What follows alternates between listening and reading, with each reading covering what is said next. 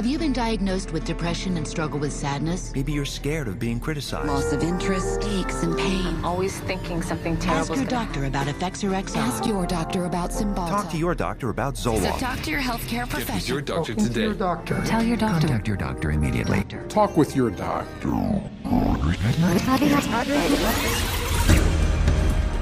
Over 40 years ago, leading psychiatrists met in Puerto Rico to map out their vision of the future. We see a developing potential for nearly a total control of human emotional status, mental functioning, and will to act. Their plan? To create by the year 2000 a range of psychiatric drugs regulating every aspect of human behavior. I was diagnosed with depression and put on Paxil. ADD, and I was prescribed Ritalin. General anxiety disorder, prescribed Zoloft. Bipolar disorder, and I take lithium. PTSD, Zoloft. I was on Paxil. When they placed me on Zoloft. They gave me Adderall. I was prescribed Siptamu, Tegretol, Lexapro, Depakote, Stelazine, Adderall, Concerta, Orzine, Prozac, Lorazepam, Effexor, Clonazepam, Ritalin, dexamphetamine, Paxil, Cylert, Prozac, Adderall, Elavil, Depakote, Wellbutrin, Seroquel, etc., etc. 100 million people worldwide are on psychiatric drugs. How did this happen? Psychiatrists convinced them they were sick.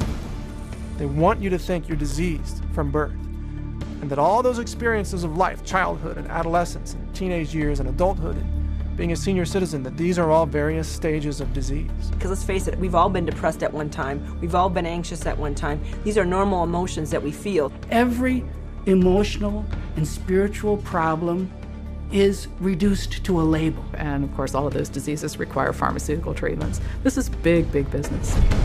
While generating a healthy income, claiming to be medical professionals, psychiatrists will freely confess that their profession is devoid of science. You don't really have any specific blood tests or other tests that are definitive for any mental illness whatsoever. It would be neat if it would become much more scientific. Well, if you go to my office and you tell me that you're depressed, there's nothing, and no blood sample or whatever, no tests. There are not current available tests to verify your diagnosis. I don't use any tests. You do not have a test to say, well, this is this disorder and this is the best medication for this disorder. For many years we thought we had the tests nailed down, but it turned out that they weren't of any value. If you don't know what's causing the symptoms, then to give somebody something to alleviate the symptoms is close to impossible. By the time a drug's approved and it hits the general population, we don't know even 50% of the side effects that are involved with that drug. And these pills cause heart attacks and liver problems and immune system problems and lots of other medical problems. So you're playing with fire. Every day, psychotropic drugs cause serious adverse reactions. And while psychiatrists and drug companies fully understand the dangers of the drugs they sell, their unsuspecting customers are left to the consequences. Everything became worse. Each mood swing was worse. He would have chronic headaches, chronic, nausea, not feeling good. She was very agitated, very, very jumpy. She was having horrible hallucinations. Her personality was disintegrating. Once he started on that drug, the cloud just stayed over him and stayed over him and stayed over him. It got darker and darker. He thought there wasn't anything worth living to kill himself. That was not Matthew. That was the drugs. At least I would like to have said, I love you. I didn't get a chance to do that. In addition to crippling scores of people daily, every month, psychiatric drugs kill an estimated 3,000. But the human devastation would never have gotten this high if psychiatrists hadn't worked hand in hand with drug companies to promote their drugs to doctors throughout the world. Today, 70% of all psychiatric drugs are prescribed by general physicians. And how is this accomplished? Marketing. It's about creating a good story that uses science, that convinces a physician to think about writing a prescription. This is not science. This is incredibly effective marketing. It has nothing to do with science. They use what I call statistical contortionism. Basically just skew the numbers, make everything look fantastic, you hide the bad numbers. They're learning every trick in the book. They're evolving into efficient marketing machines, and it's working. There's definitely an unholy alliance between psychiatry and pharmaceutical sales. That's a marriage made in heaven. They're like conjoined twins. They're joined at the wallet. And with 374 mental disorders filling psychiatry's diagnostic manual and more on the way, business is booming. Pharmaceutical companies have expanded their roster of psychotropic drugs from 44 in 1966 to 174 today. The top 5 psychotropic drugs combined gross more money than the gross national product of each of over half the countries on Earth. Altogether, the psychiatric industry rakes in $1/3 of $1 trillion a year. How could this have happened? It's a tale of deception that may be difficult to believe, but fatal to ignore.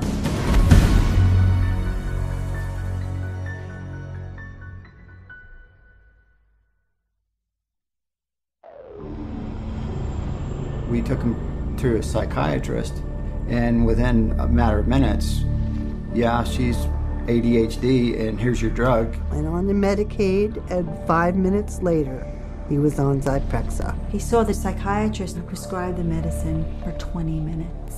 The guy didn't even look at her. He talked to her a little bit. Now, how can you tell if somebody's ADHD or not ADHD from just a few minutes talking to her? Next thing I know, I'm getting handed a handful of Xanax. That's how easy it is to get these drugs. Just so easy. It was just passed to me like candy. That's simple.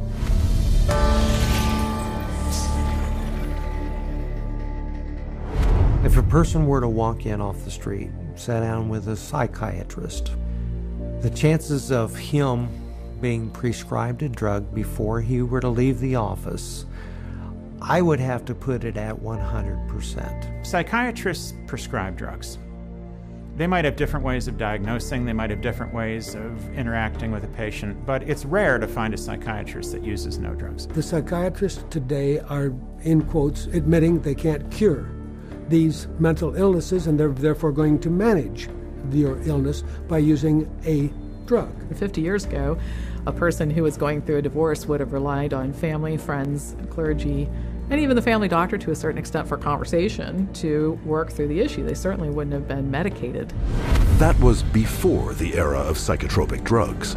Psychiatrists, occupying the lowest rung of the medical profession, worked almost exclusively in mental institutions. With no cures, there was little chance they would ever be respected by the public and their peers as real doctors. Psychiatrists had for years been on the fringe of medicine. Typically, the standard doctor internist would have very low regard for psychiatrists because it was understood not to be a very clear science or art. Psychiatrists wanted to be viewed as physicians, as doctors. And in order to be viewed as physicians and doctors, the people they dealt with had to be viewed as patients. And if doctors dealt with diseases, then their patients had to be diseased. Psychiatrists had a wonderful opportunity, they felt, to become respected in the eyes of their peers. They raced to create a whole diagnostic book called the DSM, the Diagnostic and Statistical Manual, which was created by consensus. A group of psychologists and psychiatrists get together, and if they have made common observations, they have a vote and they now classify a new disease. And they give it a number and it graduates into the DSM classification. And it's a dangerous book. It's a book that has many disorders that could apply to any one of us, because the disorders are not real medical diseases. And it's things that apply to nearly all of us at times. Are you afraid of meeting new people? Are you afraid to speak in front of a large crowd of people? Does it make you nervous to go and to talk to your boss about a complaint? You can invent a mental disorder based on a checklist of symptoms, and that is exactly how the Diagnostic and Statistical Manual, the billing Bible for psychiatry, works. Since the DSM's first edition in 1952, the number of diagnoses has steadily grown. From a slender 130-page booklet listing 106 so-called mental disorders, the DSM has bloated to a voluminous 886 pages. It is only through the use of this book that psychiatrists can diagnose, drug, and bill for services. In fact, the psychiatric industry currently uses the DSM to collect over $72 billion in private and government insurance money. The DSM is used to diagnose and then give a label, and the label is used for billing purposes. That's how they get paid. You have to have a term in the Diagnostic and Statistical Manual in order to then call it a disease and treat it as a disease and write a prescription for it. And so because they can vote it in, they can create, and then the drug industry can just take over and market their drugs for those new disorders. And those drugs were welcomed by psychiatry leaders because it made us real doctors. Of course, first the public had to believe that there was something wrong with them, and that that thing wrong was biochemical, and that that could then be treated by a drug which was supposed to cure all. And so it was relatively easy, I think, to say, well, look, let's start looking at mental illness as fundamentally a matter of chemical imbalance in the brain. Chemical imbalance is a term that's used as a marketing ploy, as opposed to anything that there's scientific evidence to support. Nobody has yet measured, demonstrated, or created a test to show that somebody has a chemical imbalance in their brain. Period. How do you market a drug that restores the chemical balance or corrects a chemical imbalance? How can you do that in good conscience if you don't even know what one is? The whole myth of the chemical imbalance was created to sell drugs. And while psychiatrists and drug companies have used this myth to make billions moving vast quantities of psychotropic drugs into the bodies of unsuspecting consumers, the public has paid the ultimate price. An estimated half of all Americans who commit suicide are on psychotropic drugs. Annually, psychotropic drugs are estimated to kill more than 2.5 times more people than are killed by homicide. And who is entrusted with protecting the public against these dangerous psychotropic drugs? In the United States, it is the Food and Drug Administration, FDA, whose psychiatric drug advisory panels are dominated by psychiatrists who shuttle between the drug industry, academia, private practice, and government, the so-called revolving door. The revolving door at FDA is one of the primary reasons why the system that we have works so poorly.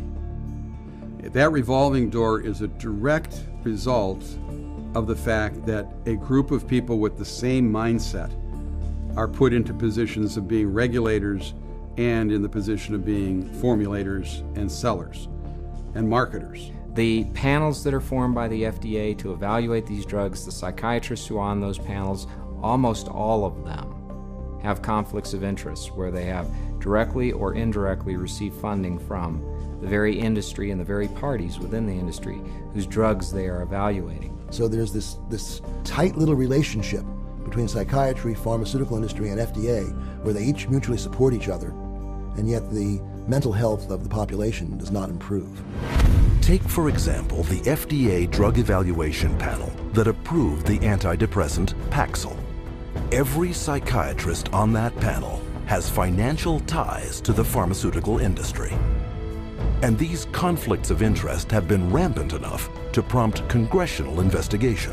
When I check these advisory committees who make recommendations to the FDA, and they're always approved after the advisory committee, I found that there were conflicts of interest. I found that many of the people on the advisory committees had never filed a proper report on stocks and bonds that they owned that might be viewed as a conflict of interest, and they're by law supposed to do that.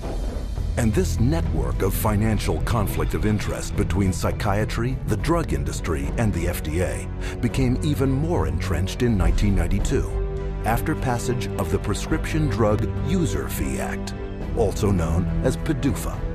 Through this bill, the FDA would be paid a fee of $100,000 per drug to ensure that psychotropic medications would be rushed through the approval process and into the hands of prescribers faster than ever. Congress told the FDA, your job is no longer to make sure drugs are squeaky clean safe before they get out on the market.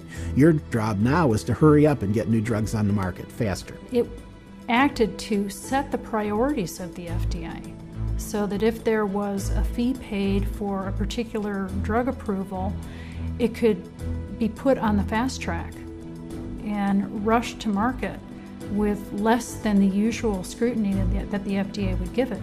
And this fast track has traded safety for sales. Since the passage of PDUFA, time spent on drug evaluation plunged from almost 2 years in 1992 to only 6 months 4 years later. Meanwhile, the number of new drugs released to the public doubled. Though fast-tracking is disastrous for public safety, it reaps huge profits for psychiatry and the drug industry. Because the sooner a drug is approved, the sooner it makes money. And the money is big. Every day, the average psychotropic drug grosses over $7.7 million. One drug, Zyprexa, rakes in almost $12 million daily. And even though FDA now charges over $1 million per new drug application, the pharmaceutical fast track shows no signs of slowing. If you look at the relationship between the FDA, the pharmaceutical industry, and the psychiatrists, there's some kind of game that they're playing there. And what is the game? Well, you could say it's money, definitely money. And when you follow the money, you realize that there is no money in health. There's big money in disease. That's why all you hear about is managing disease or treating disease. You don't really talk about curing disease. And so psychiatrists have become mainstream doctors in America. And that is because of the pharmaceutical industry. They can thank the pharmaceutical industry because they become mainstream and because they have a lot more money than they used to. And the drug industry can thank them because now they have thousands of soldiers in their army distributing these drugs to everybody. From the smallest infant to the oldest senior citizen, no one is immune from any of the hundreds of fictitious disorders invented by psychiatrists that fuel a multi-billion-dollar psychotropic drug industry. And every day, psychiatrists are casting their nets ever wider. And all it takes? Another psychiatric label.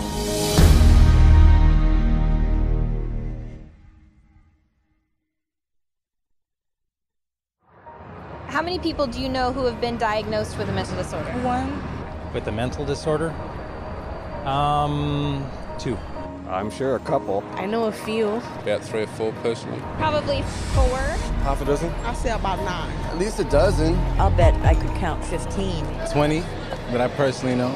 My oldest son is diagnosed. My mother was diagnosed. Kid from my childhood. My friend, the next boyfriend. Just my grandfather and cousins. A friend of mine, friends. A sister, my neighbors. 2 friends. A girlfriend. A niece. 1 friend. My mother. All my friends, everybody I know.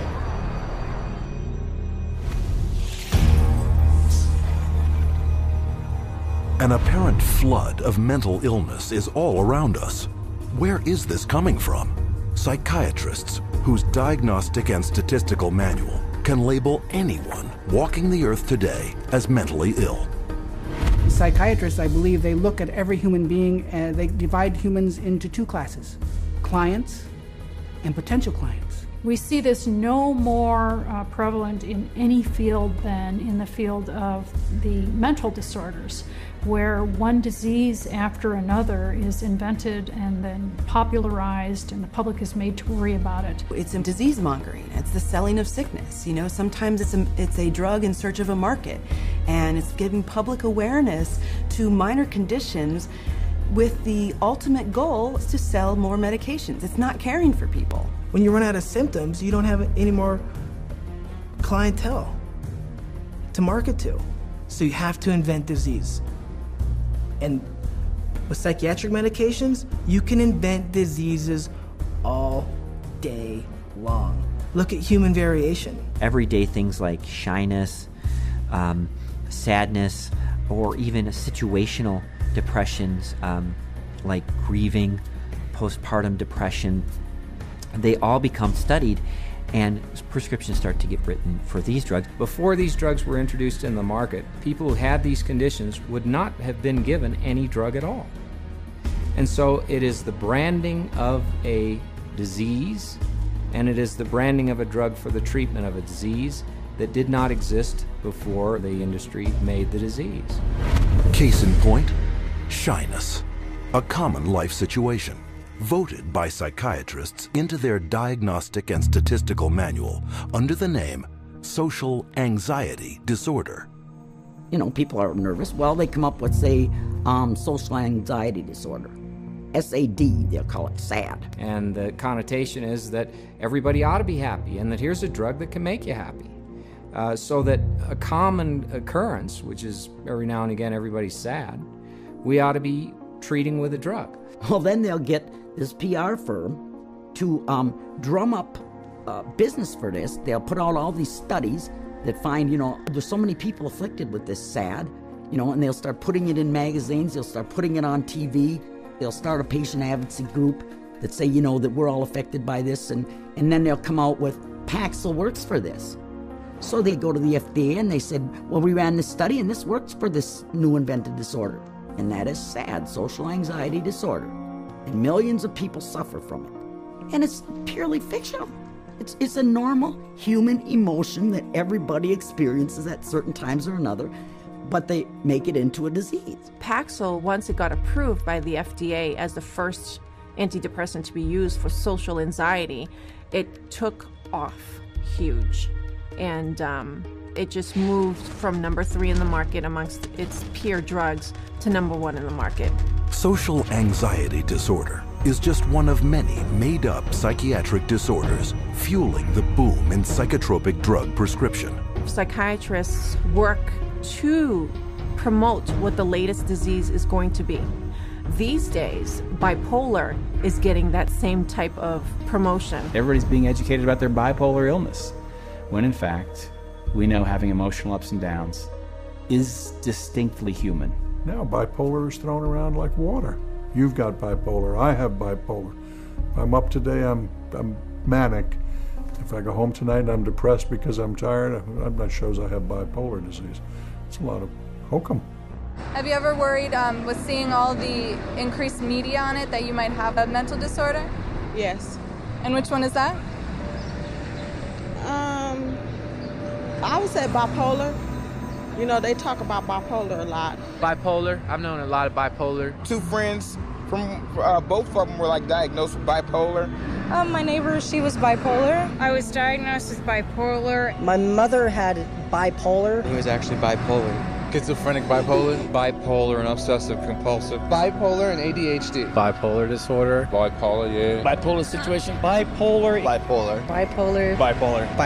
There are 3 personality disorders, and then the most recent is bipolar. And that's just been in the past year. Spearheading the popularizing of bipolar disorder, especially in children, is psychiatrist Dr. Joseph Biederman, a paid speaker, advisor, and researcher for 25 different drug companies. In 1996, the drug companies funneled all this money to this Dr. Biederman. He's well known. He's the one that came up and said that there's bipolar disorder in little kids. This was unheard of. There was no bipolar disorder in any kids. He came up with the study and published the articles out all over the world, and other doctors followed his lead that bipolar is in little kids. Due to the constant promotion by Dr. Biederman and his colleagues, there has been a 4,000% increase of the diagnosis of bipolar in children since 1994, while the number of antipsychotics prescribed to them has leaped 5-fold to an estimated 2.5 million prescriptions. In 2008, Dr. Biederman was exposed by a Senate investigation for failing to report $1.6 million in personal income from pharmaceutical companies. But the damage had been done. Because of the bipolar fad created by Dr. Biederman, antipsychotics, some of the most powerful psychotropic drugs being prescribed, are psychiatry's drug of choice. The top 3 best-selling antipsychotics together gross $25,000 every minute. And no matter how big the psychotropic drug industry gets, psychiatrists are hard at work providing the diagnoses to make it even bigger. Let's say this is the pie right here of a certain class of medications, and this is a pretty profitable pie and everybody wants a piece of that pie. But what would happen if we made that pie even bigger? And how you make the pie even bigger is by expanding the uses for those drugs. They've already got a drug that's approved on the shelf. They can just pull it off the shelf, and rename it, repackage it, and say, look, we've got a new drug for a new illness. When Prozac's patent ran out, that Eli Lilly had to look for a new source of profits. So all they did was change the name of the drug from Prozac to Serafem, change the color of the pill from green to pink, and marketed it for PMDD, which was newly introduced into this book. What it tells us is that if you can come up with a label, a diagnostic label for a drug, then you can sell it like hotcakes. It's a business model, and it's a billion-dollar business model, and it works, and it's going to keep continuing. Today, anyone may unknowingly be taking a psychiatric drug, renamed, repackaged, and prescribed for non-psychiatric purposes. Zyban, prescribed as a cure for smoking, is actually the antidepressant Wellbutrin. Cymbalta, a psychiatric drug for depression and anxiety, is now being marketed as Yentriv for urinary incontinence. Psychiatric researchers are testing psychotropic drugs on such wildly varying conditions as obesity, alcoholism, gambling, hot flashes, herpes, nausea, itching, shivering, and excessive hair pulling. It is a pill for every ill, and practically no one is being told how dangerous psychiatric drugs are. As a chemist, I'm making these drugs. They're proving deadly in our labs, and they're proving deadly in other labs. Dangerous, ineffective, causing the exact same thing they're supposed to treat. How are they selling them? For anyone who's given a label of a psychotic illness, drugs seem to be the automatic choice of treatments as night follows day. That's all psychiatry does. It's dominated by psychopharmacologists who do nothing but manage symptoms by dispensing pills. That's it. And they don't work. But the fact that they don't work works to the advantage of the drug companies and the psychiatrists, which means that you're not cured, which means that you're a patient for life, you're a customer, you're a client for life. And the worse your health gets, the more drugs you need. It's a great deal for them. We should all be up in arms about the way we're being treated by psychiatry today. This is a very dangerous industry that has gone so far overboard in inventing fictitious diseases and drugging our children and our population that I consider it to be engaged in crimes against humanity. With over $80 billion a year in psychiatric drug money at stake, it is impossible to escape the saturation of psychiatric disease-mongering in today's society. But behind the marketing lurks a secret psychiatry's customers would be shocked to learn. How are these drugs tested? And are they safe?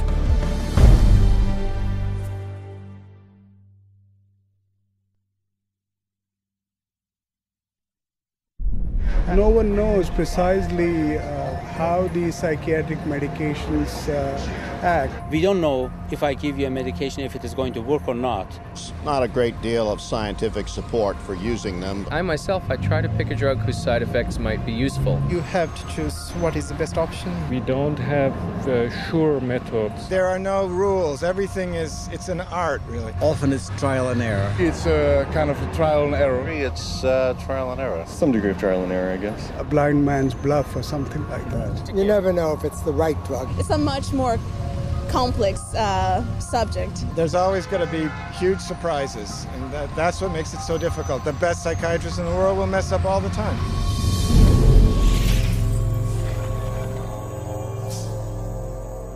The American public is being treated as a mass medical experiment. We are all being treated like guinea pigs by the pharmaceutical companies, the psychiatric industry, and the FDA. They are basically testing drugs on large parts of the population without really knowing what the results are going to be. It's a very dire situation that we're facing. We're talking about people's health and in many situations, people's lives. These are very serious issues. As dangerous chemical compounds, psychotropic drugs are tightly regulated by governments throughout the world. And for any new psychotropic drug to be approved for use, it must undergo tests intended to protect the public. When a pharmaceutical company develops a new drug that they want to send to the market, what they do is they have to run it through clinical trials. They have to be able to provide to the FDA safety data to say this is a safe and effective drug. In clinical trials, psychiatrists are engaged to do the research. And we could bank on the fact that these psychiatrists are tied to the pharmaceutical companies. And the psychiatrist puts their name on there, they're seen as an expert.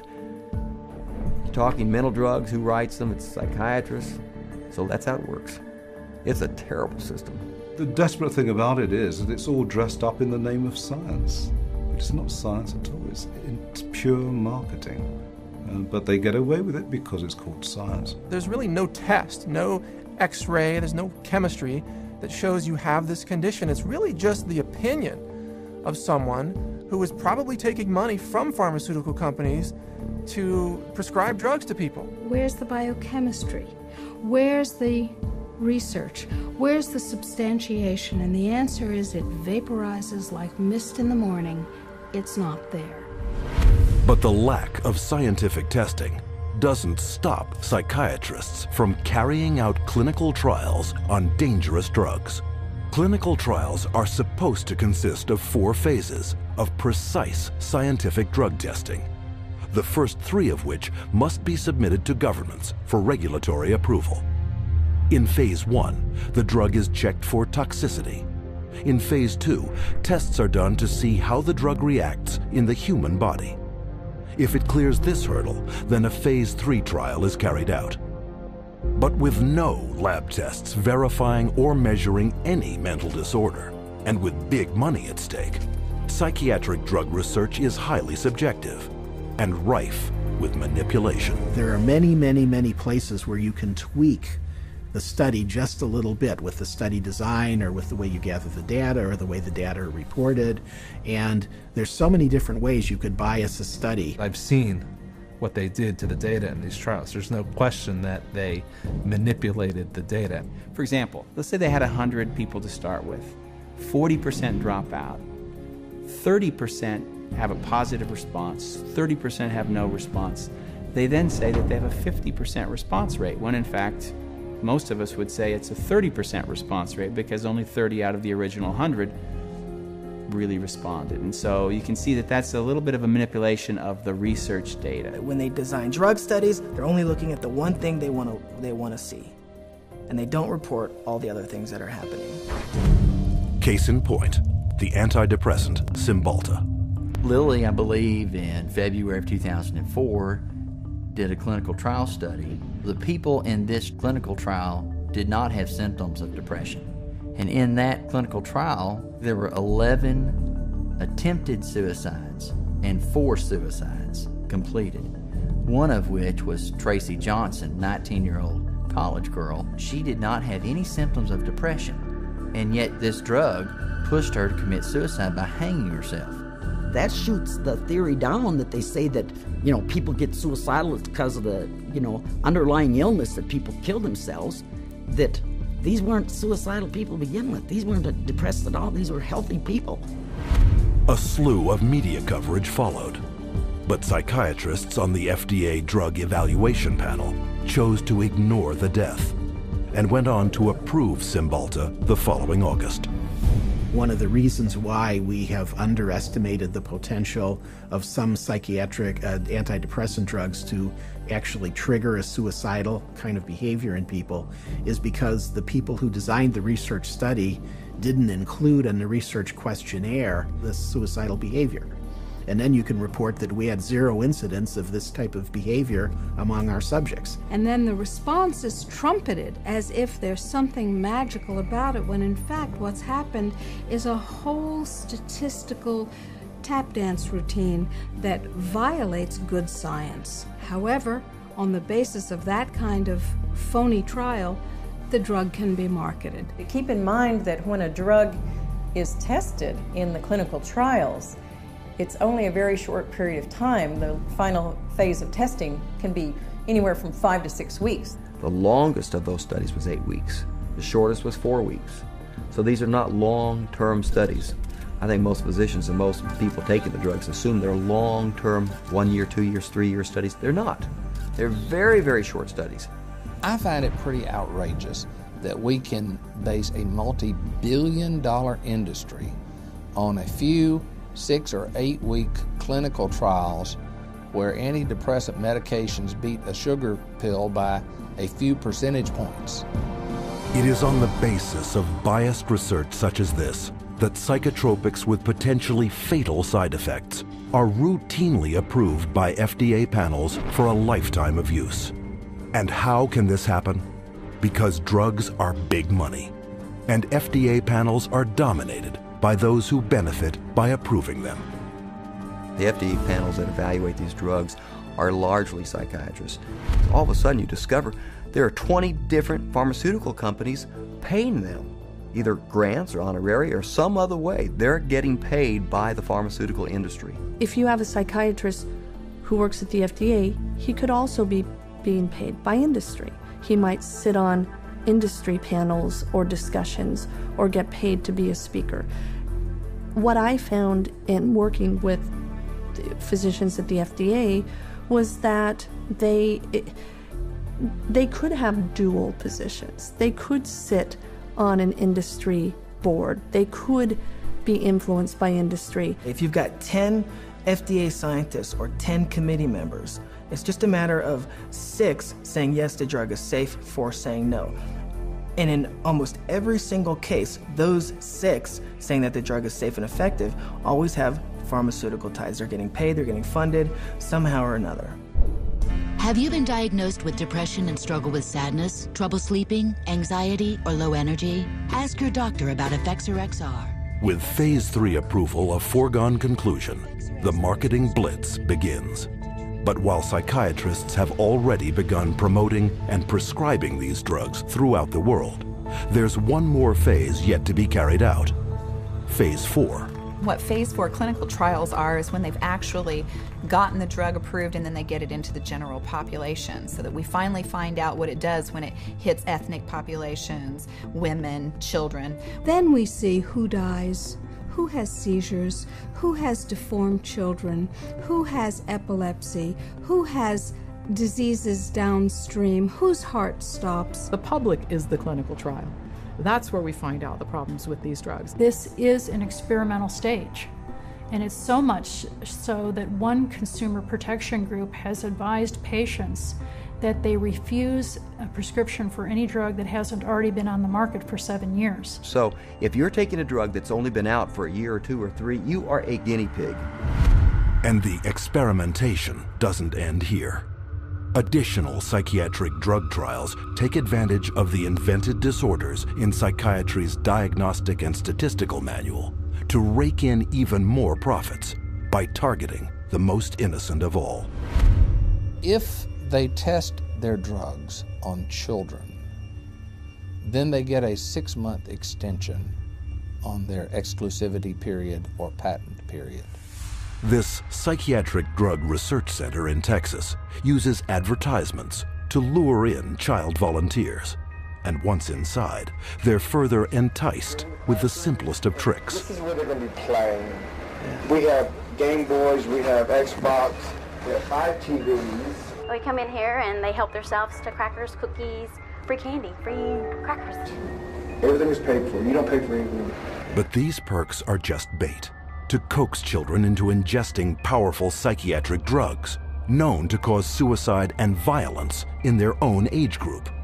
These are drugs that would cost maybe several $100s a month in a pharmacy. They actually are getting them free in research. We love children, and we just love children because they're our future. By conducting those tests on children, they get a financial incentive that's worth over $1 billion.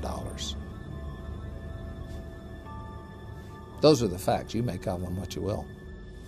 With this kind of money at stake, psychotropic drug experimentation on children is rampant, with 323 studies either completed or in the works, including a 2003 trial that tested children on an antidepressant treating premenstrual dysphoric disorder. Those drugs, which are barely more effective than placebos, often have huge side effects, which are dangerous and even deadly to people. Families don't know the risk. If they actually were aware of the risk and believed it, no one would take that risk. The psychiatrist would never, she didn't say one word to me about what was going to be the effects of the drugs. No side effects listed, no. Well, let's sit down, we have to talk about this. At that point in time, he said, well, this doesn't have that type of reaction on any children, you know, that it's very safe. If he had told me then what I know now about it, I never would have taken it. She said, oh, Beth must have been on Paxil. That's the only way she would kill herself. And I said, well, what is this? How do people know this? I didn't know anybody would know something like that. And we went on the internet, and all of a sudden you find out it's not uncommon. But it's not uncommon for people to become psychotic on these drugs. We're entitled to know the truth before we give a mind-altering drug to our children, our wife, our mother, our father, ourselves. We don't really know what they're doing. That's what scares me. It's all made up theory. There are no facts about what these drugs really do. And if someone said, well, we don't know what this is going to do to you, good or bad, would you take that medication? Now that is not the practice of medicine. That's the practice of marketing. And this practice of marketing is taking lives. And the poor patient doesn't even know it. But in the testing and marketing of psychotropic drugs, money trumps safety. The top 10 most prescribed psychotropic drugs gross over $26.5 billion annually, more than double the amount of new money put into circulation every year by the United States Mint. But to make this kind of money, psychiatrists first have to convince the most crucial market segment of all, those with the power of prescription.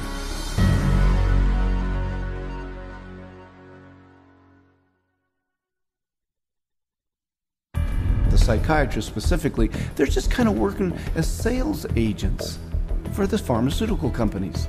There's nothing like another doctor touting the benefits of your drug to drive market share. They're an extended part of the marketing arm of these companies. Medications play a primary role. We give drugs. Medication is a must. There's a lot of new medications. There are medications available for treating GAD. Medications to use for PTSD. Antipsychotic medications. Atypical antipsychotics. Benzodiazepines. Stimulants. Antidepressant medications. MAOIs. Amphetamines. Anticonvulsant medications. Once the medications have been balanced out, then we move on to a combination of 3 medicines. There's no absolute limit that is set for the number of medications. There are so many choices. Apparently, we're willing to try almost anything.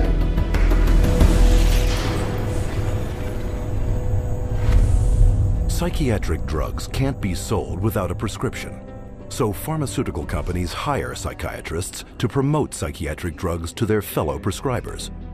The money trail starts at the world's most prestigious medical schools, in the offices of highly influential university-based or academic psychiatrists. With their seal of approval, pharmaceutical companies make billions on psychotropic drugs. There are a lot of academic psychiatrists especially who have ties to 10 or 15 or 20 different pharmaceutical companies, and so they're making a very large amount of money. Whether they're professors or whether they work at big, medical institutions, those drug companies will make sure that they've got them on the payroll somehow. They'll have this person feed this information to their other peers, but it's all being motivated through monies being funded by pharmaceutical companies. About 40% of the early stage marketing dollars for pharmaceutical companies go straight to these thought leaders, psychiatrists. These financial arrangements with so-called key opinion leaders are very lucrative. A top academic psychiatrist can personally rake in over $500,000 per year from pharmaceutical companies. These people are still considered the stars of their medical centers because they bring in all this great money from the pharmaceutical companies, and that helps keep the coffers of the medical center full. Universities receive a lot of money from the pharmaceutical industry. Drug companies are building buildings right next to the medical school. They're funding research right and left. The University of Michigan Depression Center received, I think it was $750,000 from Eli Lilly, and all they do down there is crank out this biological view of psychiatry and mental illness and depression. With academic psychiatrists collecting millions in drug money for their universities, it is no surprise that school curricula focus on psychotropic drugs. Training programs in psychiatry, the majority of them now are drugs first. You know, you're really a psychopharmacologist in a way when you come out of a psych residency training program. Even when I went to medical school, psychiatrists did talk to patients. Now all they do is write a prescription and send them away.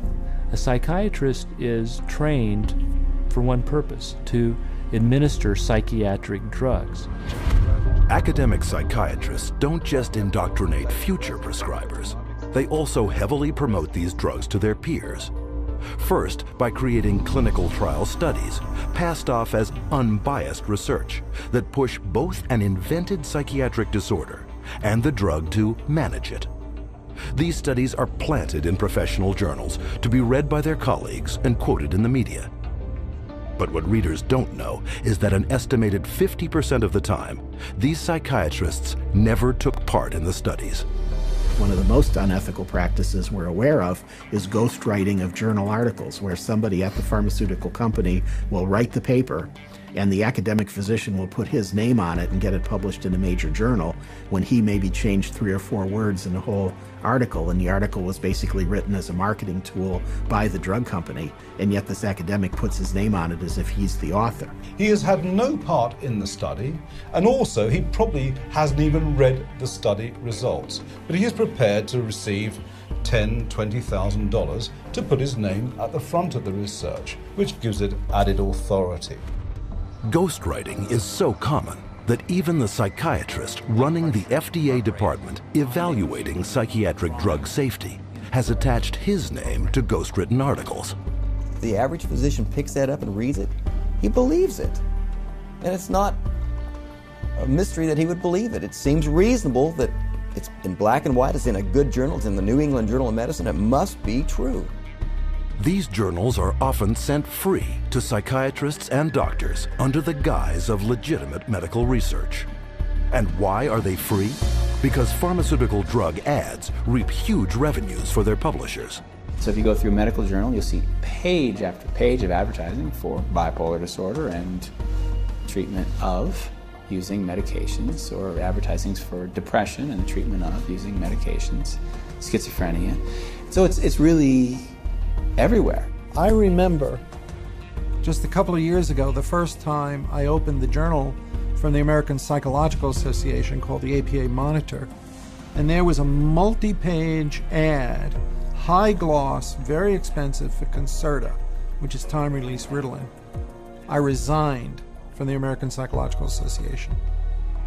I wasn't going to be part of this whatsoever. It's very hard when your major source of income is advertising and advertising placement to write an article that's negative about a particular drug and expect that company to continue to buy ads in your medical journal. So that's a major issue. But psychiatric key opinion leaders aren't satisfied with filling medical journals with ghostwritten articles.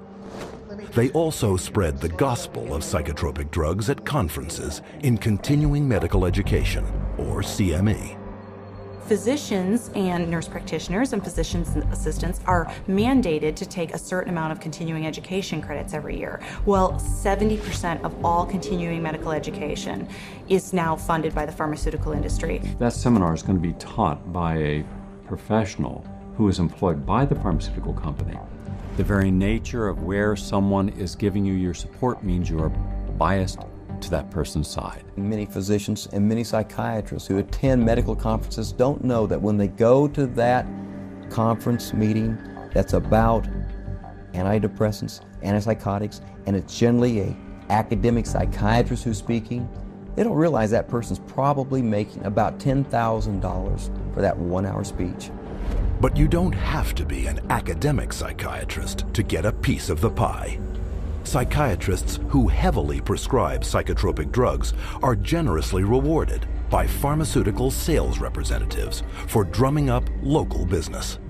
Psychiatrists, especially high prescribers, are targeted and gifted extensively by the industry. Now that gifting is where you need to get specific. That was not unusual during our marketing conversations to say, well, what's our top drug writer? You know, who's the doctor that's prescribing the most of this drug? Well, you know, let's send them to the Kentucky Derby. We offered trips on some occasions to come out and hear a 2-hour talk, but it happened to be on a nice island in Hawaii. There were a lot of things that we did day in and day out to try to get the doctors to write our drugs, or in my case, to write for the psychiatric drugs. We did a lot of lunches and dinners, and we brought in speakers, and those speakers were obviously paid by us, and we would wave, renowned studies at them from renowned journals. But of course, we would never say that these studies were paid for by our company, and that it was written by a ghostwriter who was paid by our company, or that our company tends to do a ton of advertising within that particular medical journal. We would never say that. With over 300 million psychiatric drug prescriptions written every year, high-prescribing psychiatrists are richly rewarded for opening up new markets. They receive up to 25% more pharmaceutical money than any other medical specialty, an average in one state of more than $45,000 per top psychiatrist per year. Psychiatrists get more kickback from the pharmaceutical companies than any other branch of medicine. The profession of psychiatry couldn't keep its journals afloat, couldn't keep its conferences afloat, couldn't keep its organizations afloat without money from drug companies. The drug companies really have psychiatry in their pocket. This is a profession whose diagnoses have been heavily influenced by people who are heavily influenced by the pharmaceutical industry, and whose treatments are almost exclusively these days pharmaceuticals. We should be able to count on them. I do not believe that we can.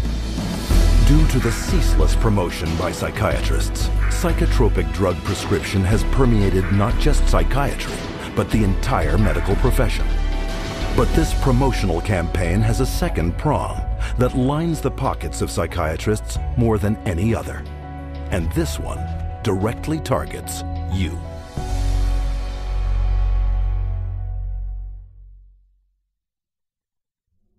Abilify helps control symptoms of bipolar mania. Ask your doctor about Effexor XR. Paxil, the most prescribed medication of its kind. Prozac Weekly is here. Zoloft, a prescription. Serafen, PMDD.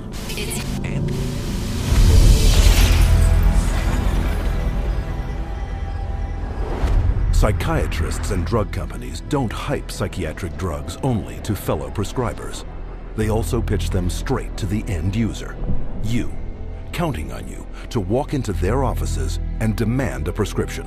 The direct-to-consumer advertising is instilling the notion in every human being that something is mentally wrong, something needs correction. That drives people to see a psychiatrist to help to mitigate this by dispensing the medication, by dispensing a drug that they have had pushed on them on countless television ads, countless magazine ads, and countless print ads that say, hey, there's something wrong with you, go get help for it. Nowhere is this explosion of direct-to-consumer advertising more obvious than on television. It wasn't always this way. Until recently, advertising psychiatric drugs on TV was severely restricted. But in 1997, the FDA was persuaded to relax their rules on advertising in the media, in direct violation of Article 10 of an international treaty signed at the United Nations. Every 5 minutes there's a new drug ad. And this is not by accident, this is cold, canny, scientific design. The ads are fundamentally of two types. One type of ad is a effort to try to get the patient to take the drug company's drug. Abilify helps control symptoms of bipolar mania and reduce... But then the second kind of direct-to-consumer advertising is the you're sick and you didn't know it advertising. You could be suffering from generalized anxiety disorder. Because they want to create sales, so what they're going to do is tell people, do you have these symptoms? Do you have this disease? Do you have this particular condition? But they hit it so hard on television that people say, ask your doctor, ask your doctor. Every commercial is a referral to the doctor. See, they're working for each other. Ask your doctor about Cymbalta. Depression hurts. Cymbalta can help. I can go to my doctor and say, here are my symptoms, and walk out with the prescription I want. I can ask for a drug by name, and most of the time I'll be given the drug. So basically I'm my own doctor. The industry defends what it's doing by saying this is some kind of public health education campaign. And I'm sorry, I think if you go to an advertising agency, you're advertising. From the start, advertising psychiatric drugs on television has been phenomenally successful. In just the first 3 years, sales of psychiatric drugs skyrocketed by 250%. With grosses now hitting record levels, the drug industry is spending $2.9 billion a year in TV advertising alone. And once this drives people into the offices of psychiatrists, they can be hooked using another marketing ploy: free samples.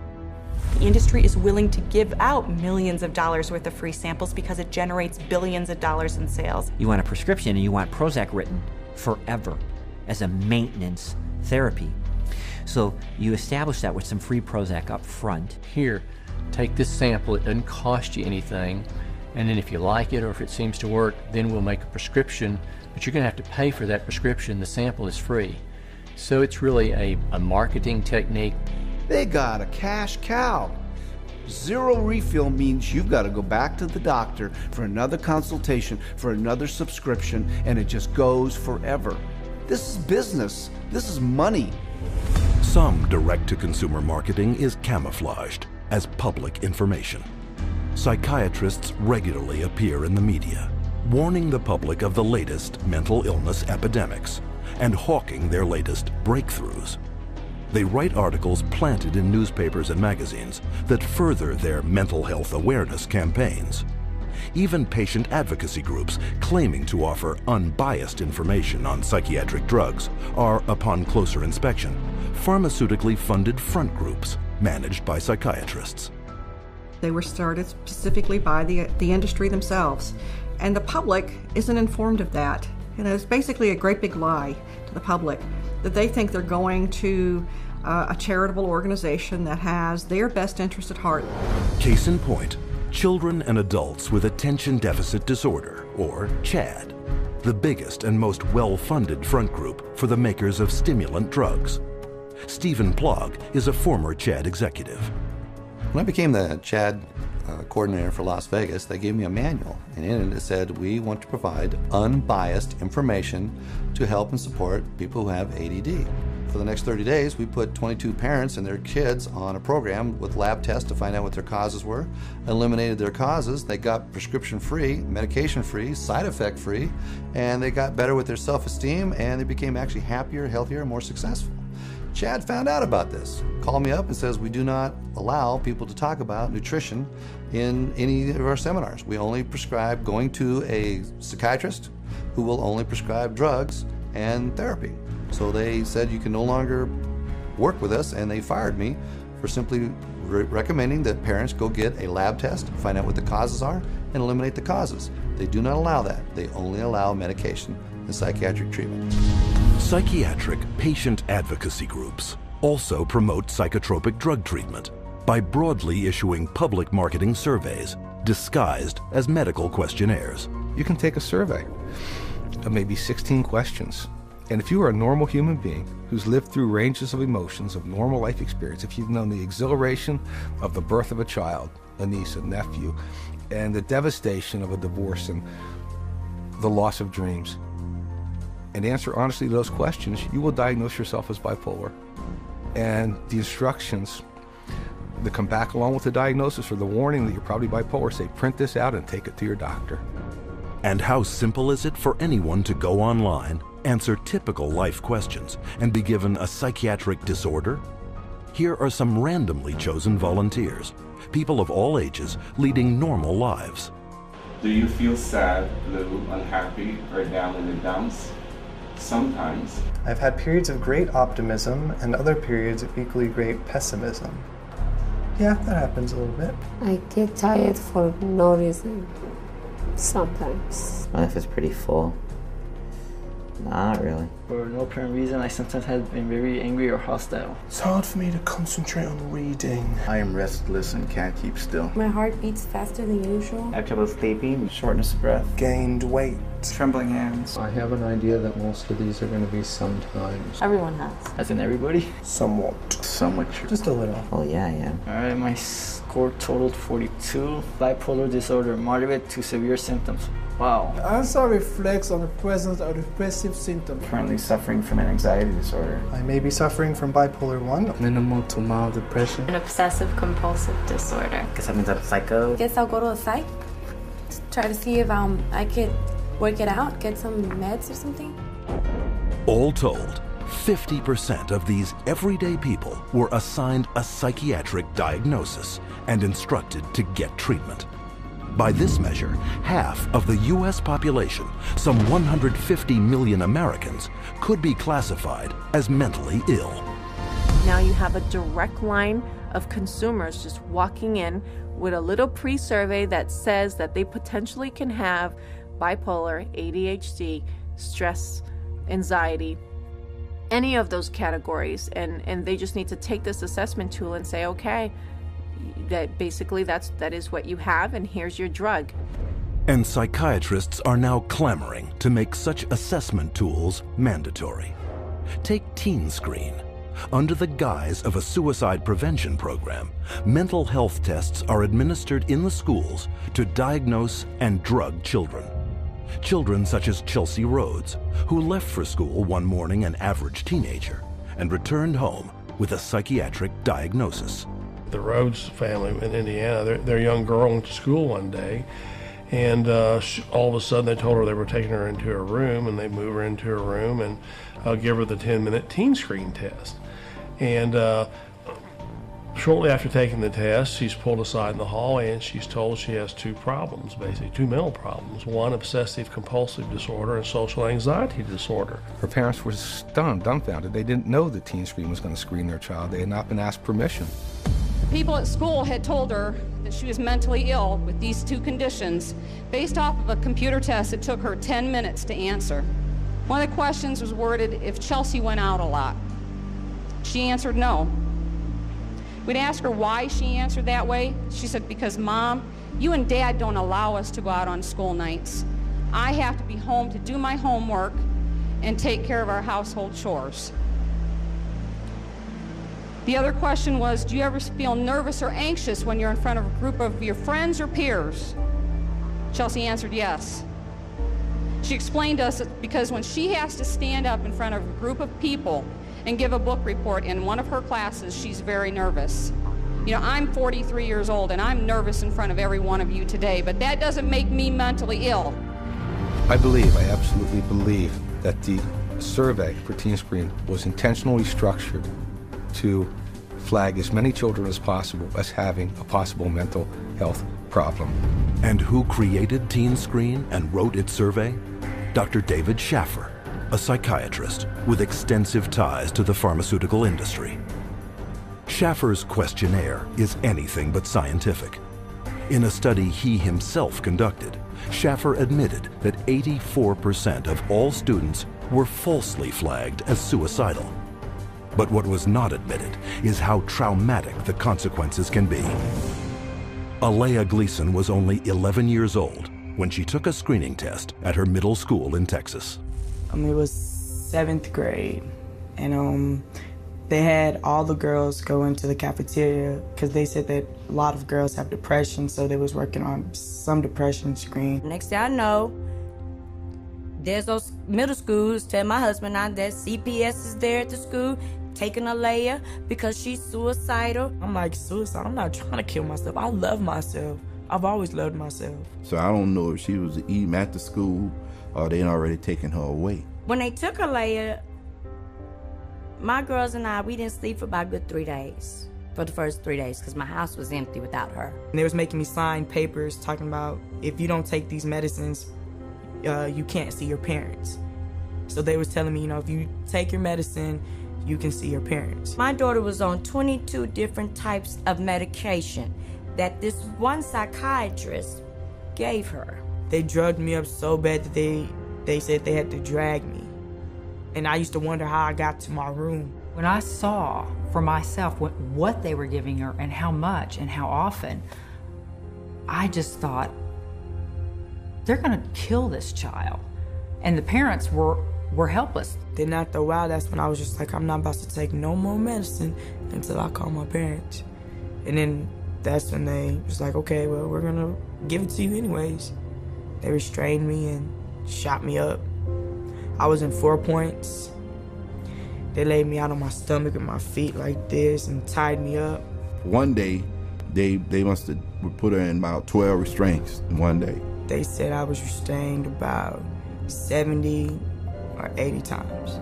After a couple of months, they was like, you know, your parents don't want to see you. They don't want to talk to you or anything. So I was really hurt. We tried everything. Nobody know. We didn't know what hospital. We didn't even know where they taking her. After 2 weeks, you're supposed to hear, or you're supposed to be able to see your child. They didn't give me that. I didn't see Alea till 6 months later. But I was a good child. I didn't deserve for that. And he messed up a lot of things. To this day, I still wish that I could just go back and be like, man, you know what, I'm not even gonna take the test. I will always tell every parent I see, and they was asking me, don't do the team screening, because it will mess up your family. Psychiatric screening programs such as these are fast on the rise. Teen Screen alone is currently screening hundreds of thousands of school children in over 500 American schools in 43 states. Has nothing to do with helping kids, has nothing to do with mental health, has nothing to do with medicine.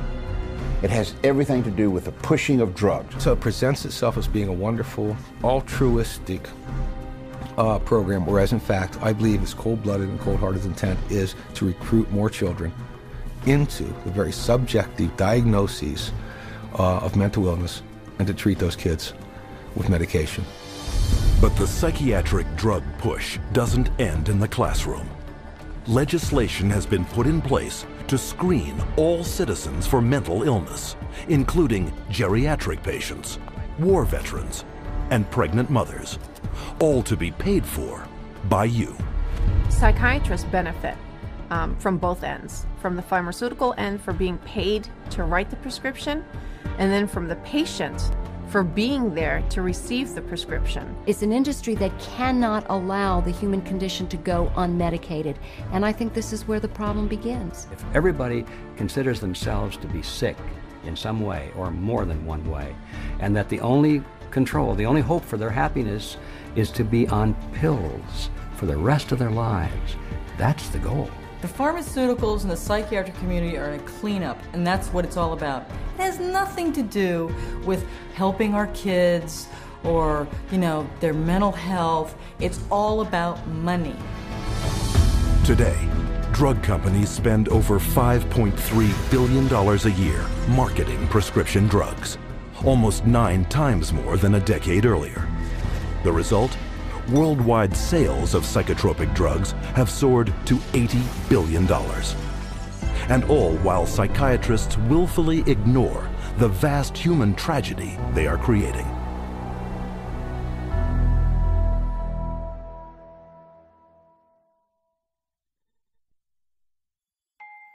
I'm 10 years old, and I'm going to read, the side effects of a drug called Daytriana. The drug Adderall. Luvox. Cymbalta. Gyudon. Lexapro. Namenda. I have a question. Where do I find the side effects? How do I read it if it's so small? Just a bunch of letters squished together. I can't read this. This is the side effects of the drug. Side effects. Stroke. What the heck? Speech disorder. Eye disorders, vision blurred. Dry mouth. Nervous. Tremor. Dizziness, delirium, and coma. Tardive dyskinesia. They experience worsening of their depression. Aggressive reaction. Paranoid reaction. Psychosis. Serious cardiovascular events. Other serious heart problems. Heart failure. What? Suicide. suicidal thoughts, suicidal thinking and behavior. Increases the risk of suicide. An increased risk of death. Sudden death. These guys must be kidding. Wow. This is gross. Seeing this on a warning label, does anybody have any clue what they're putting their kids into? This isn't good.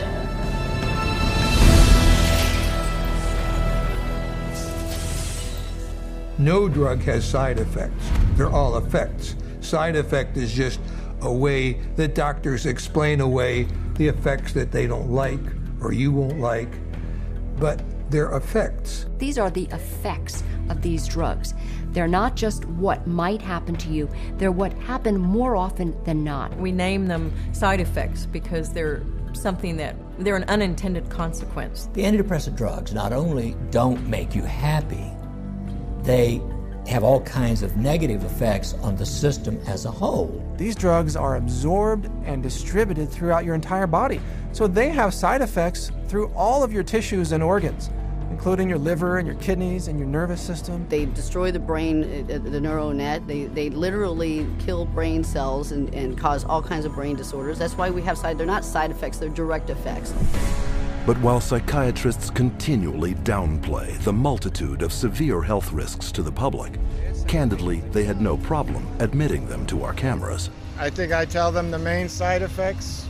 I don't tell them every side effect because there's so many possible side effects. I would say the majority of patients experience some side effects. People get side effects to every medication you try. They all have side effects. All kinds of side effects, lots of side effects. Physical feelings of sickness. Headaches, insomnia. They can't sleep, they can't eat. Drowsiness. Sedation is very frequent. Restlessness. Appetite stimulation. Neurologic side effects. Tremor or muscle spasms. Stiffness. Weight gain. Obesity. Weight gain and stuff like that. Decreased performance of sexual functioning. Sexual side effects can happen. Sexual dysfunction, etc. I've never had anybody die or anything, but I've had people faint and stuff, and it's really sort of unpredictable. You name it, and it can be a side effect. And why can't psychiatrists predict what adverse reactions you will get? Because not one of them knows how their drugs work. At least with street drugs, people know that they're dangerous, that they should be off of them. With pharmaceuticals, people are told they're safe to take every day. But far from being safe, psychotropic drugs are increasingly being exposed as chemical toxins with the power to kill. Some of the side effects that have become of concern lately are suicide, increased risk of suicide, increased risk of homicide. These aren't people that were horribly depressed when they were given a drug. These are people who are given a drug for social anxiety or difficulty sleeping or mild depression and then become suicidal. And so when they become suicidal and they kill themselves, what the doctor does is go back and say, oh, well, it's because they were depressed. The label itself, the disorder, is what is blamed for the side effects. When in reality, it's the drug that is causing the side effect. It is the drug that is the problem. Drugs such as the antidepressant prescribed to Woody Witzak, who took it not for any mental complaint, but to help him sleep. My husband and I, Tim, his nickname Woody, we were married just 2 months shy of 10 years, so we've had a long life together. And Woody was a guy who was healthy. He was a big runner. He's never had a history of depression or any other so-called mental illness. He was given Zoloft for insomnia. I find Woody one night completely sweat through his shirt in fetal position, kept going, Kim, you gotta help me. I don't know what's happening to me. It's like my head's outside my body looking in. Kim, help me, help me. We did breathing, listened to music, prayed, anything to calm him down from this head outside his body feeling. And a week later, he was found dead hanging. A guy who loved life. Psychiatrists claim their drugs save lives, but according to their own studies, psychotropic drugs double the risk of suicide, with one increasing the risk by a factor of almost 7.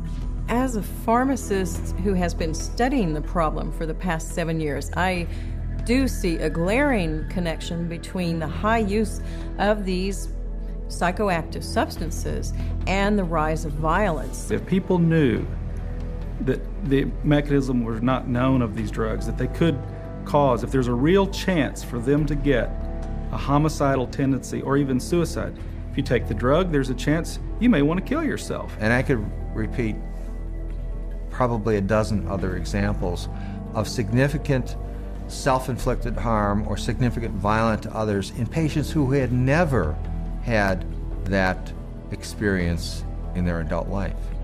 Patients such as Wyoming grandfather Donald Shell. Donald Shell was a man in his 60s, a gentleman, a family man, a funny man.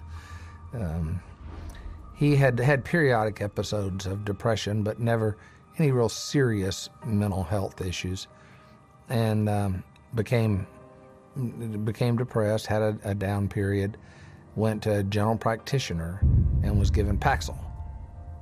2 days later, he shot his wife, his daughter, his 9-month-old granddaughter, and then himself.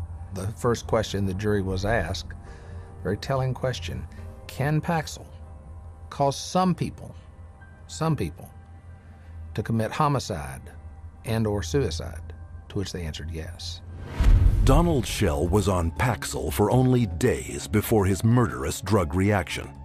But long-term use of psychotropics has also proven to create a lifetime of damage, an unwelcome fact ignored by psychiatrists. In the long run, the side effects may actually be worse than the original condition. I don't think the average patient has any idea that the long-term use of this drug is now associated with very serious diseases, with diabetes, with kidney failure, with tardive dyskinesia, a movement disorder that's very serious and permanent and irreversible. You can be affected by these drugs in any part of your body, your brain, your heart, your kidneys. That's why people die early very often, because they are prescribed things, and the long-term effects are, in some cases, the death of the individual.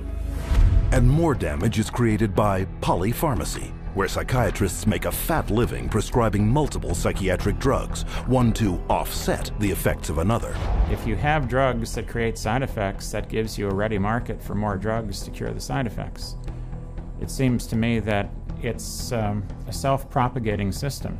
And what ends up happening is that each one of those new drugs that's added into the scenario brings on another symptom for which there's another drug, for which there's another symptom, for which there's another drug. And it just snowballs into a vicious circle of one drug causing the need for another drug. Sometimes people come and they're on such a cocktail of so many different drugs for so many different things. It's rare now that I see a senior citizen that is on less than 5 or 6 drugs at one time. Some 12, 15. One will lead to the next, and they're all toxic. This is how the game is played. And as psychiatrists spread their lucrative game of psychotropic drugging further and further into society, children have become the latest and most tragic of casualties. Rebecca Riley, 2.5 years old, they diagnosed her with bipolar disorder and ADHD. They had her on an antipsychotic, they had her on a heart drug, they say, for ADHD, and they had her on an anti-seizure. And then one other one for side effects. 4 drugs at 2.5 years old. She can't even zip up her own pants. She's like a little rag doll. The school nurse, 2 teachers, the principal, the social worker, all said they never seen any behavior in this little 4-year-old girl that would warrant these kind of medications. And all specifically called this doctor and said, please take her off these. She died at a little over 4 years old. This little girl that didn't have a chance, and the psychiatrist just let her. Instead of standing trial and facing prison time, Rebecca Riley's psychiatrist, Dr. Keiko Kifuji, hasn't even lost her license. One might well ask how psychiatrists get away with it.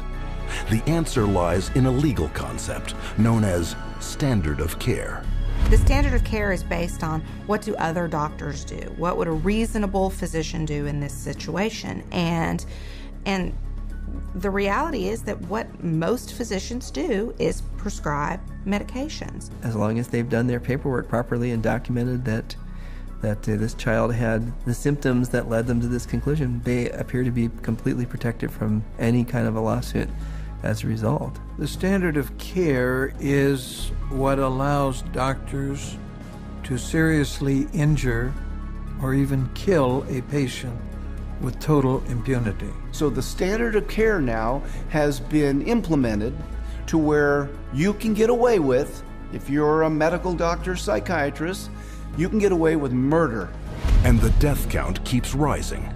Psychotropic drugs now kill an estimated 42,000 people every year.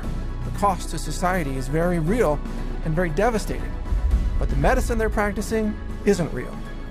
It's a hoax. Profit always comes before patient safety, and they take a very short-sighted view. It's all about how can we make money today, not what price are we going to pay tomorrow. The trail of destruction that a psychiatrist leaves in his path is of no concern to that guy. It's all about money. And the money is big. Psychiatry is today over a $300 billion industry without a single cure. And as more and more breakthroughs are promised by psychiatrists, their running total of sick, injured, and dead victims continues to escalate. Unprotected, it is the public, you, who must fend for themselves.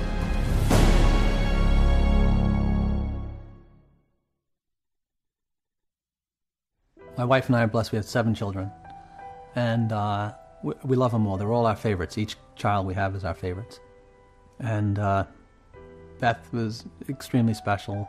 She was kind, generous. She had like a really sweet and caring personality. She had this beautiful smile, like an inviting. She could make friends with basically any stranger on the street and get a smile or a laugh out of them. Beth was having a hard time sleeping for maybe 4, 5, or 6 weeks. And so we said, Beth, you should go to the doctor and get something to help you sleep.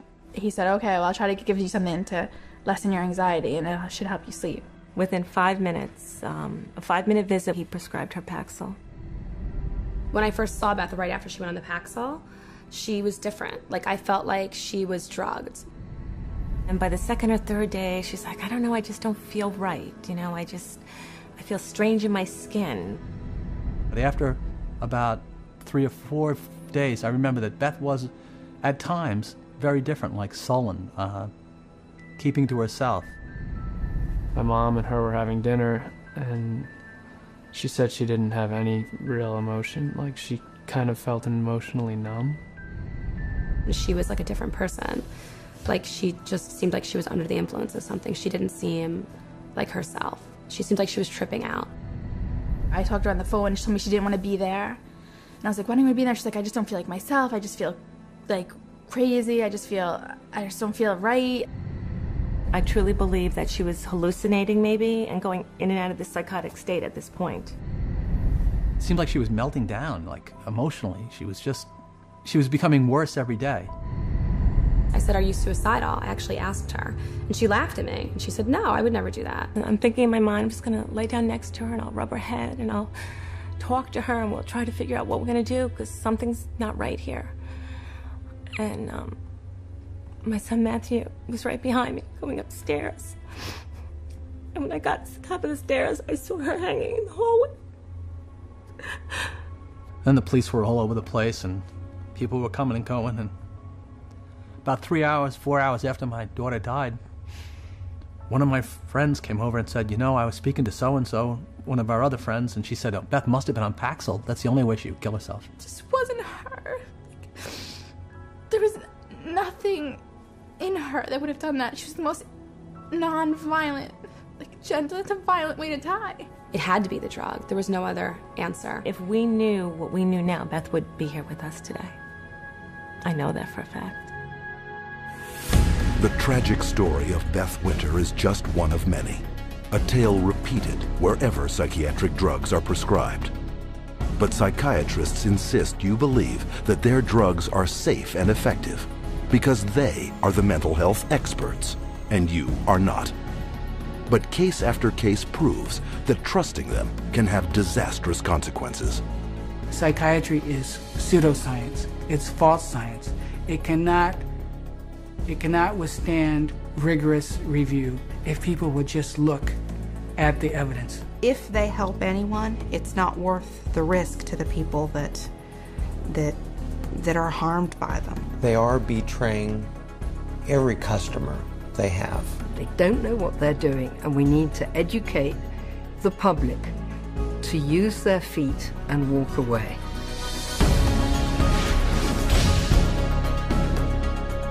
And how can the public become more educated?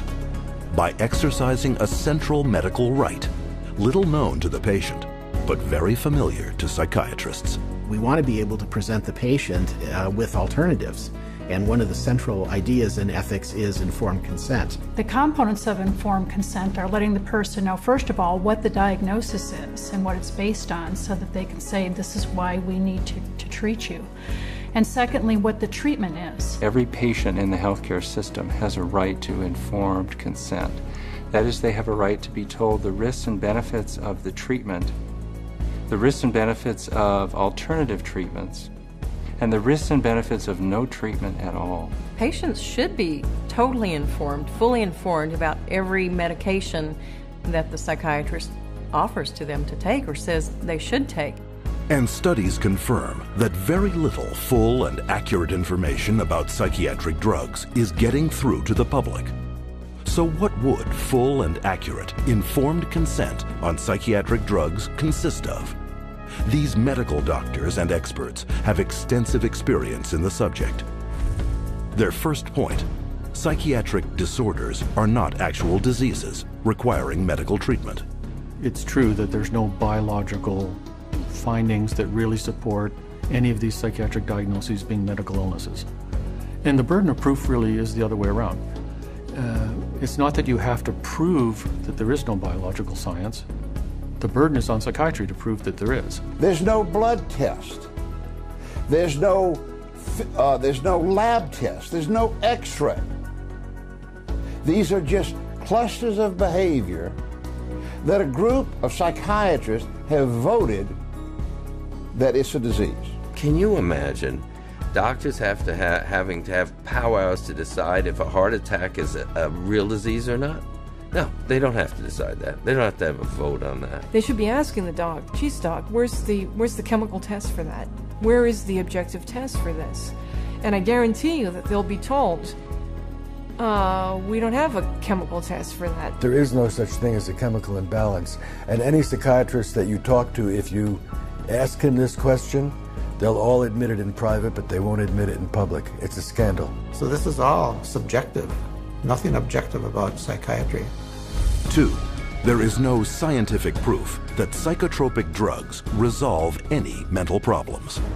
Since there is no measurement for these psychiatric diagnoses, because they're really just subjective, for the same reason there really can't be a measurement for the effects of the drug. In terms of medication, the evidence that's claimed is the medications are highly effective and not very toxic. But actually, in fact, the data in psychiatry are very clear that that's not true. What is true is that the medications are barely, if at all, more effective than placebo. You're selling drugs to people under false premises, under a disease that's been invented. So how do you measure efficacy among a disease that doesn't even exist? 3. Psychotropic drugs mask symptoms and come with severe short and long-term side effects. Whatever problem you're being treated for, whether it's depression, real or otherwise, or cardiovascular disease, medicating away the symptoms is not solving the problem. The patent medication gives the appearance of having helped because in the short term, it usually doesn't show the bad effects that are going to happen in the long term. So it's very deceptive. The longer the patient's on the medication, the worse the prognosis is. None of these medications hit precise targets. You begin accumulating all kinds of collateral damage. In other words, other organs in the body are actually harmed. So for the first time, we're seeing kids in grade school or middle school who have type 2 diabetes and who have the beginning stages of cardiovascular disease. So you see Parkinson's disease, you see tardive dyskinesias, you see other movement disorders. Is it true that we're now seeing a lot of death from psychiatric drugs? Absolutely yes. 4. Psychotropic drugs can cause dependency and addiction. One of the hallmarks of informed consent with psychiatric meds is you have to discuss the potential for addiction. The vast majority of psychiatric drugs create psychological and physical dependency. Most patients that I've seen that were on these drugs have difficulty getting off of them. It's rare for somebody to just be able to stop it without a problem. 5. Most mental problems are caused by an underlying physical illness. Many physical conditions can cause mental problems or what pose as psychiatric symptoms, but the psychiatrist, in the records I've reviewed, psychiatrist does not do an in-depth study of what could be causing the problem. And if the doctor isn't taking the time to find the cause of those symptoms, then unfortunately those symptoms may continue and there may be a serious underlying medical disorder that's being overlooked. The question is it better to treat depression with a drug, or is it better to treat depression by trying to figure out what caused the depression and working it out with the patient? Dehydration can make you exhibit symptoms of depression. Sleeplessness can make you exhibit symptoms of depression. Eating a terrible diet, hypoglycemia, being sedentary, all of these things are biological reasons for having symptoms of depression. I have in my practice children who are misdiagnosed as having ADD, ADHD, who really have Lyme disease. 70% of all what are classified as mental illnesses actually have a physical cause, a physical problem causing that. 6. No matter how severe the emotional or psychological distress, there are many effective options that do not involve psychotropic drugs. Once you've proven that there is no problem in the body and that there is no malfunction in the brain, then you have to begin to address these other levels of the self. And I think that's what psychiatry has completely stopped doing. There are very few conditions that cannot be treated by other methods than the use of drugs. Any forces that impinge on medicine that make us think that the drug approach is the only approach is undermining good patient care.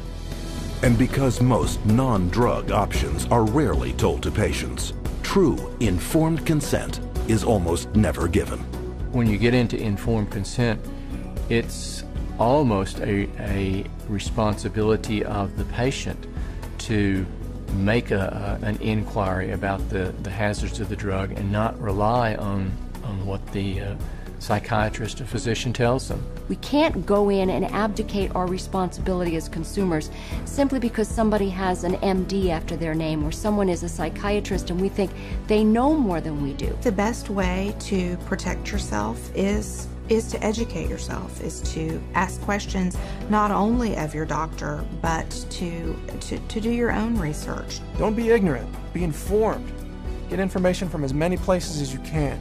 That's how you'll be an intelligent, skeptical consumer, and that's how you will protect the safety of yourself, your children, and your entire family from this industry of death known as modern psychiatry.